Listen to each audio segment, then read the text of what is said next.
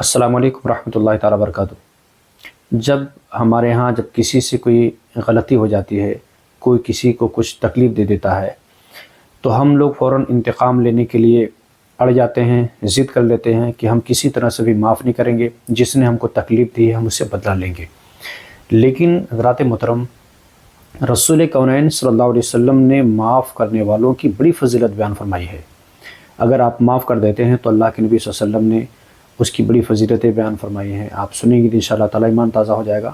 حضرت ابو درداء رضی اللہ تعالیٰ عنہ روایت کرتے ہیں کہ نبی کریم صلی اللہ علیہ وسلم نے ارشاد فرمایا کہ جس شخص کو بھی کسی کی طرف سے جسمانی تکلیف دی جاتی ہے، کسی بھی طرح کی جسمانی تکلیف ہو، مارا ہو، پیٹا ہو، زخمی کر دیا ہو، خون بہا دیا ہو، اس کو ٹچ کر کے کچھ اذیت پہنچائی ہو، تو حضور اکرم صلی اللہ علیہ وسلم نے ارشاد فرمایا کہ پھر وہ شخص اس سے بدلہ نہیں لیتا ہے بلکہ اس کو معاف کر دیتا ہے۔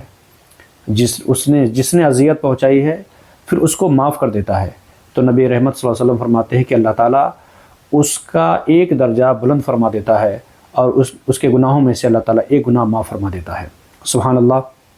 حضرت ابو ہریرہ رضی اللہ تعالیٰ عنہ سے روایت ہے ایک دوسرے حدیث پاک میں کہ رسول کونین صلی اللہ علیہ وسلم نے ارشاد فرمایا کہ حضرت موسیٰ بن عمران علیہ السلام اللہ رب العزت کی بارگاہ میں تشریف لے گئے، عرض کرتے ہیں اللہ اے میرے رب، تیرے بندوں میں تیرے نزدیک سب سے زیادہ محبوب عزیز کون بندہ ہے؟ تیرے بندوں میں سب سے زیادہ عزت والا کون سا بندہ ہے؟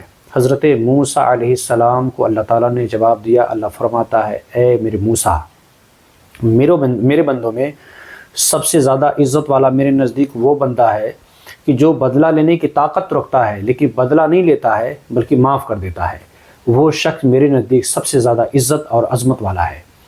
اور ایک دوسری حدیث پاک میں حضرت عبداللہ بن عمر رضی اللہ تعالیٰ عنہما سے روایت ہے کہ نبی کریم صلی اللہ علیہ وسلم کی بارگاہ میں ایک صحابی آئے اور آنے کے بعد عرض کرتے ہیں یا رسول اللہ صلی اللہ تعالیٰ علیہ وسلم، ہم اپنے غلام کو کتنی بار معاف کریں؟ صحابی آج آئے ہیں حضور کے دربار میں اور عرض کرتے آقا ہم اپنے غلام کو کتنی مرتبہ معاف کریں؟ تو نبی رحمت صلی اللہ علیہ وسلم کچھ جواب نہیں دیتے، حضور خاموش رہے۔ پھر صحابی پھر دوبارہ پوچھتے یا رسول اللہ صلی اللہ علیہ وسلم ہم اپنے غلام کو کتنی مرتبہ معاف کریں؟ تب حضور اکرم صلی اللہ علیہ وسلم نے ارشاد فرمایا ایک دن میں 70 مرتبہ معاف کریں۔ کتنی مرتبہ؟ ایک دن میں 70 مرتبہ اپنے غلام کو معاف کرے۔ ذرا یہیں رک کر ٹھہر کر آپ ذرا ایک بات آپ کو بتاؤں میرے پیارے، یہ بات غلام کو معاف کرنے کی بات چل رہی تھی۔ اب آپ سوچیں کہ جب ایک غلام کو دن میں 70 مرتبہ معاف کر دینا چاہیے، تو پھر اگر اپنے بھائی سے غلطی ہو جائے، اپنی بیوی سے غلطی ہو جائے، اپنے چچا سے غلطی ہو جائے، اپنے عزیز و اقارب سے غلطی ہو جائے، پھر اس کی غلطی، اس کو تو زیادہ معاف کرنا چاہیے۔